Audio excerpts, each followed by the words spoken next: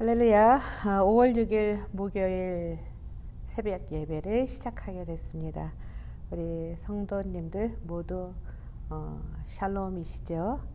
오늘도 하나님의 말씀을 또 접하며 또 은혜의 시간이 됐으면 참 좋겠습니다. 그렇죠? 예, 오늘 본문은 출애굽기 13장 11절에서 22절까지고요. 오늘 제목으로는 대속의 은혜와 사랑의 보호하심 이렇게 되겠습니다. 먼저 읽기 전에 잠깐 기도하시죠. 사랑의 아버지 하나님 감사합니다. 오늘도 하나님의 놀라우신 능력으로 저희들 이렇게 주님 자리에 나왔습니다. 주님께서 말씀을 통해서 저희들에게 하시고자 하는 그 뜻을 분명히 알아 오늘도 하나님의 말씀으로 승리하는, 이겨나가는 그러한 시간이 될 수 있도록 인도해 주시옵소서. 예수님의 이름으로 간절히 기도드렸습니다.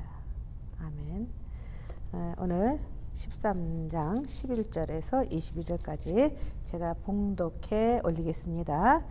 여호와께서 너와 내 조상에게 맹세하신 대로 너를 가나안 사람의 땅에 인도하시고 그 땅을 내게 주시거든 너는 태에서 처음 난 모든 것과 내게 있는 가축의 태에서 처음 난 것을 다 구별하여 여호와께 돌리라.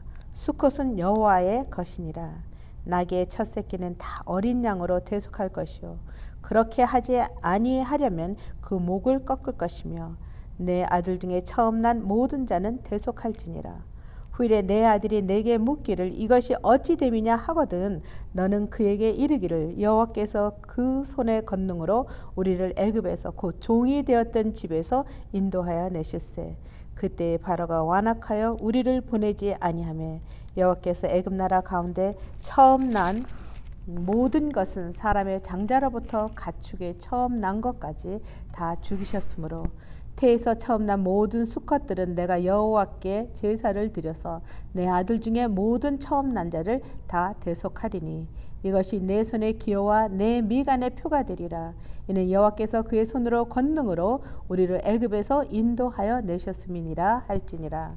바로가 백성을 보낸 후에 블레셋 사람의 땅의 길은 가까울지라도 하나님이 그들을 그 길로 인도하지 아니하셨으니 이는 하나님의 말씀하시기를 이 백성이 전쟁을 하게 되면 마음을 돌이켜 애굽으로 돌아갈까 하셨습니다. 그러므로 하나님이 홍해의 강야의 길로 돌려 백성을 인도하심에 이스라엘 자손이 애굽 땅에서 대열을 지어 나올 때에 모세가 요셉의 유고를 가졌으니 이는 요셉이 이스라엘 자손으로 단단히 맹세하게 하여 이르기를 하나님이 반드시 너희를 찾아오시리니 너희는 내 유고를 여기서 가지고 나가라 하였음이더라. 그들이 숫곳을 떠나서 강야 끝에 에담의 장막을 치니 여호와께서 그들 앞에서 가시며 낮에는 구름 기둥으로 그들의 길을 인도하시고 밤에는 불 기둥으로 그들에게 비추사 낮이나 밤이나 진행하게 하시니 낮에는 구름 기둥 밤에는 불 기둥이 백성 앞에서 떠나지 아니하니라. 아멘. 자, 오늘 말씀처럼 역사의 엄청난 순간입니다. 바로 홍해를 떠나 가나안으로 들어가는 그 길에서 또 이제 하나님께서 이야기를 하고 계십니다. 애굽의 왕 바로는 하나님께서 그 내리신 10번째 장자 사망의 재앙으로 완전히 굴복하게 됐죠. 그래서 드디어는 하나님의 구속의 은혜로 출애굽을 하게 되는 그 이스라엘 백성들을 향해 하나님께서는 그 초태성에 대한 규례를 준수할 것을 거듭 지시하시고 있습니다. 애굽의 모든 장자는 죽였으나 이스라엘 장자는 살리신 첫 6월절 밤에 일어난 그 구속사적 대사건의 의미와 그 규례를 말해 줌으로써 이스라엘 백성들은 물론 신약의 우리 성도들도 과거의 그 구속사를 기억하며 그 특별한 예배 형식을 통해 하나님께 영광을 돌리고 감사해야 할 것이라고 그렇게 생각이 됩니다.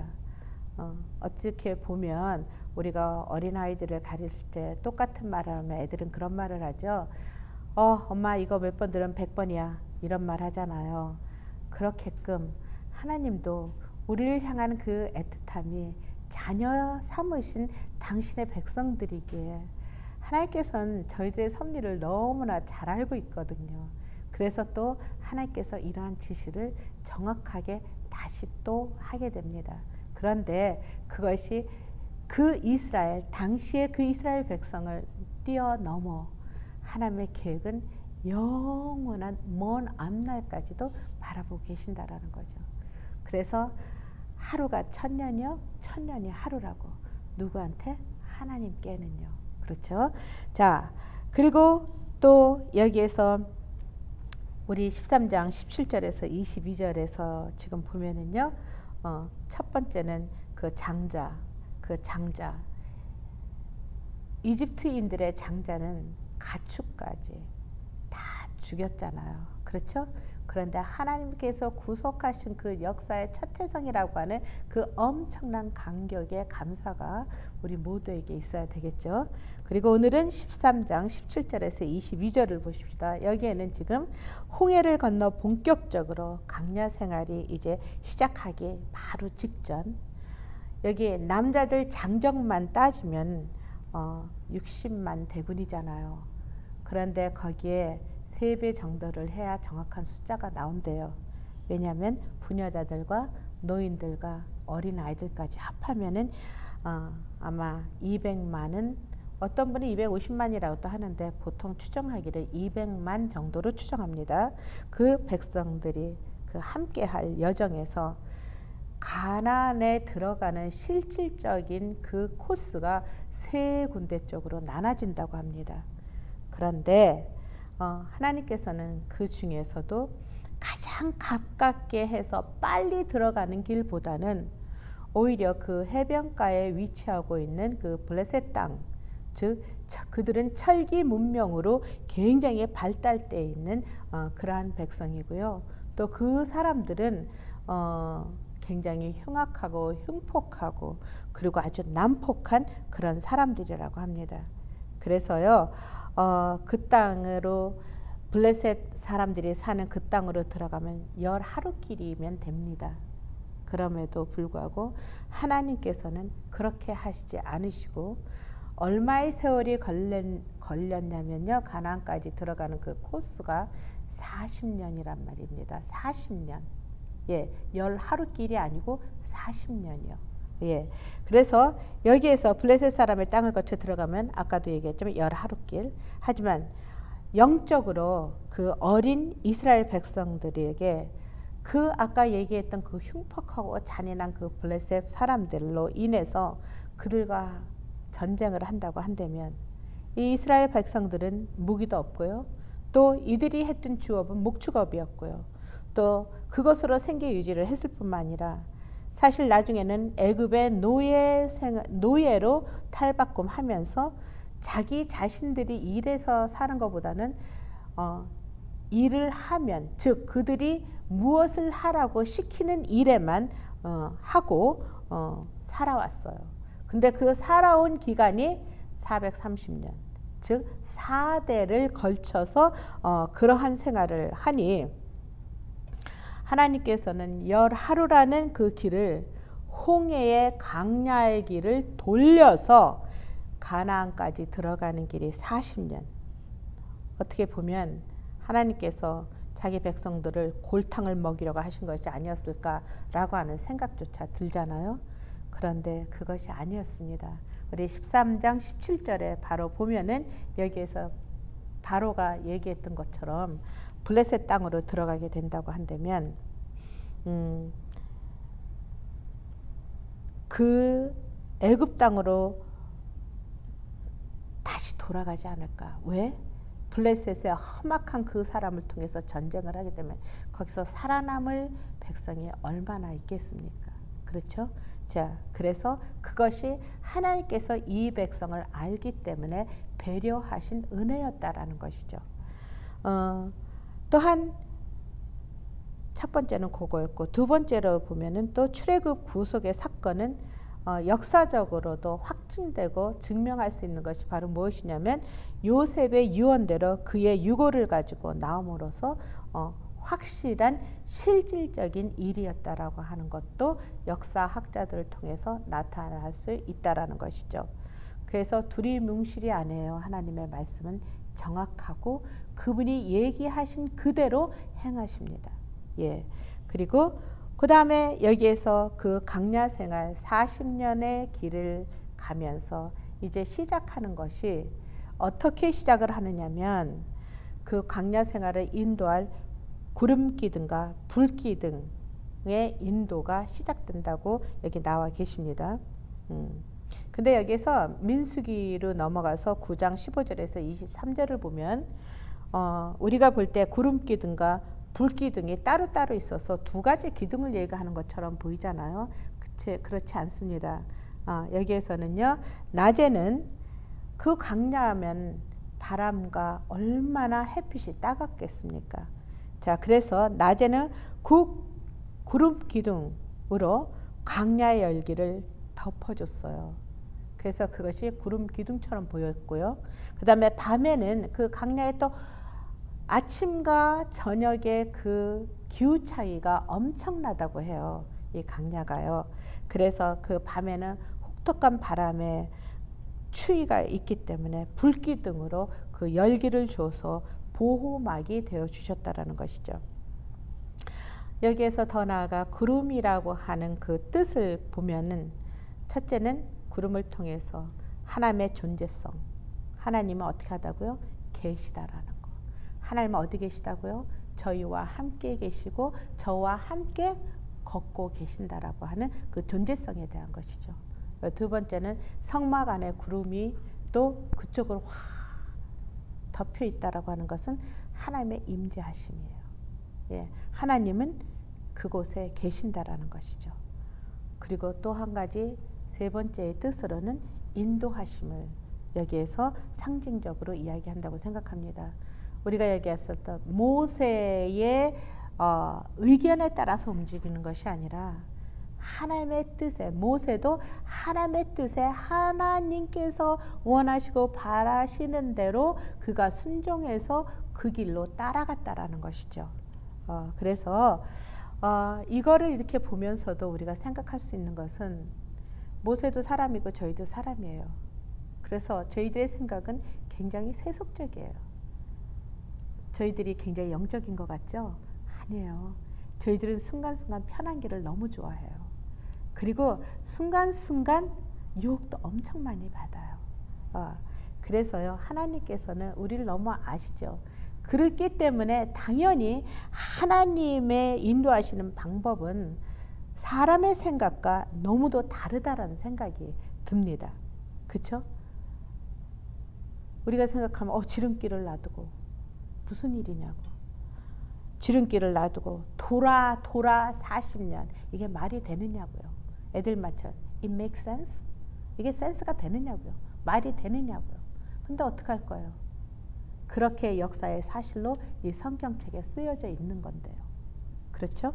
자, 그래서 우리가 삶의 여정이 너무도 길고 꼬이게만 느껴진다고 푸념과 불평을 늘여놓아도 하나님의 그 인도하심의 그 방법과 하나님의 뜻은 당신의 자녀들을 결국은 보호하시고 안전을 제일주의로 하신다라는 것을 믿으시기 바랍니다.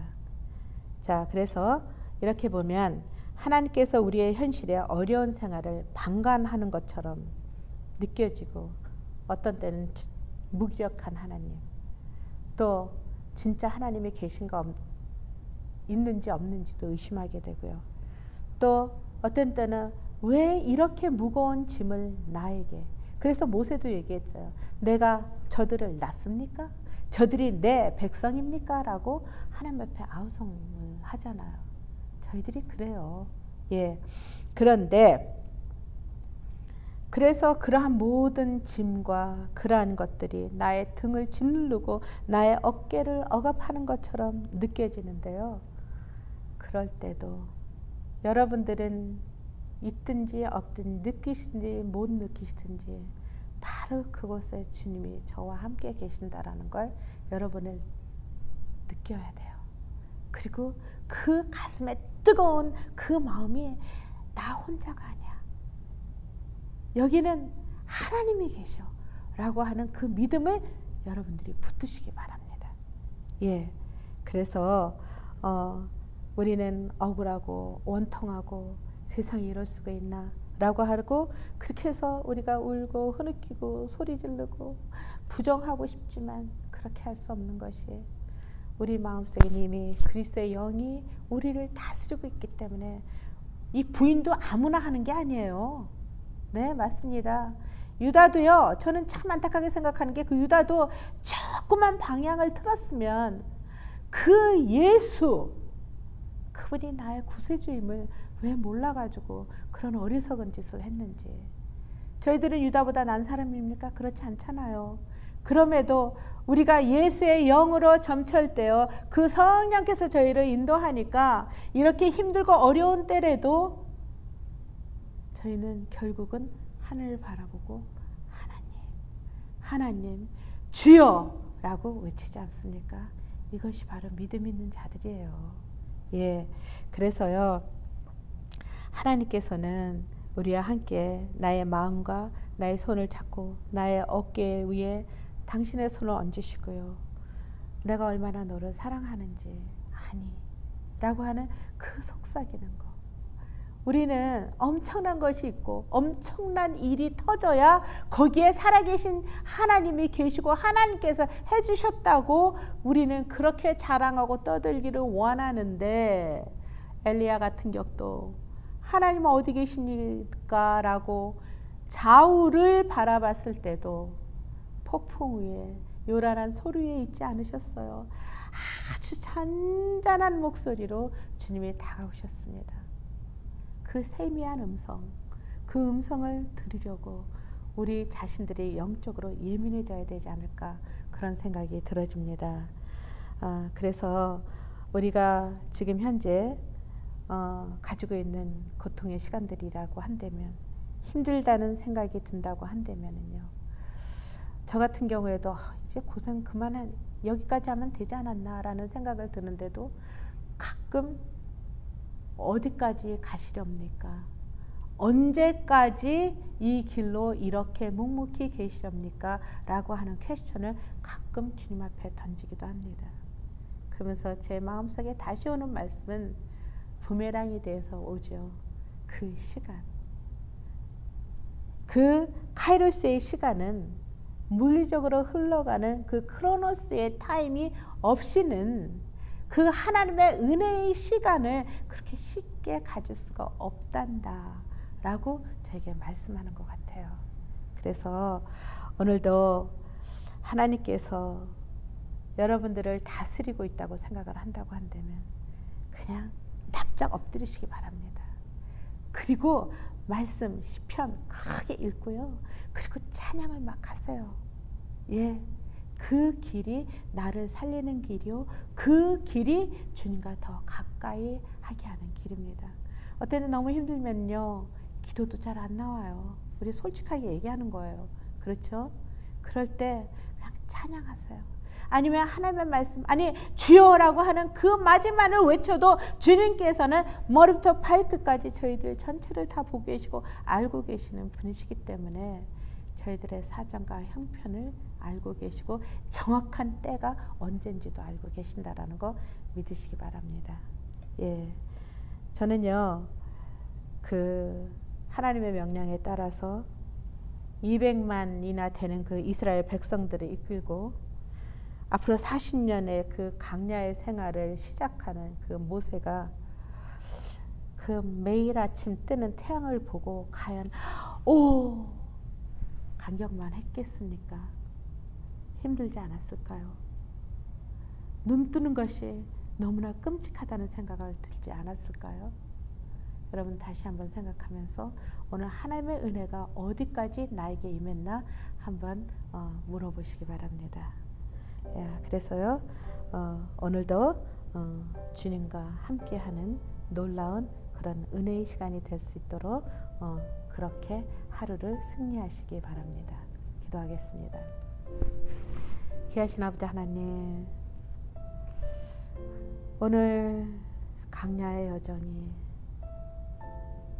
아직 시작되지도 않고 시작하려고 하는 이 순간에도 주님께서는 이 백성의 어리석음과 참 감정도 기폭도 심하고 참 여러 가지로 난한 저희들의 복잡한 마음들을 주님께서 아셨기에 다시 한번 말씀을 하심으로 말미암아 주님을 떠나지 않도록 하나님의 말씀을 붙들기 위해서 그렇게 하라고 주님에게 명령하신 놀라운 시간일 것을 믿습니다.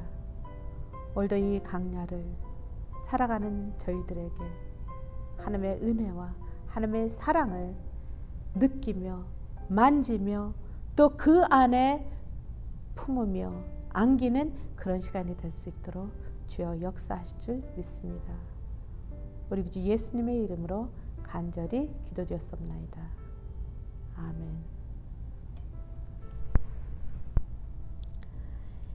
이제는 우리 주 예수 그리스도의 은혜와 하나님의 넓고 깊고 크신 그 사랑과 성령께서 함께 하시는 그 교통함으로 말미암아 오늘도 이 강야를 살아가는 우리 아름다운 교회 성도님들과 그리고 이 영상을 같이 하는 당신의 백성들 위해 결코 하나님을 떠나서 저희들이 움직일 수 없으며 하나님을 떠나서는 계획할 수 없음을, 그래서 하나님의 말씀을 붙들겠다고 간절히 다짐하는 그리고 결심하는 당신의 백성들 위해 지금부터 영원히 함께 없으기를 간절히 축원하옵나이다. 아멘.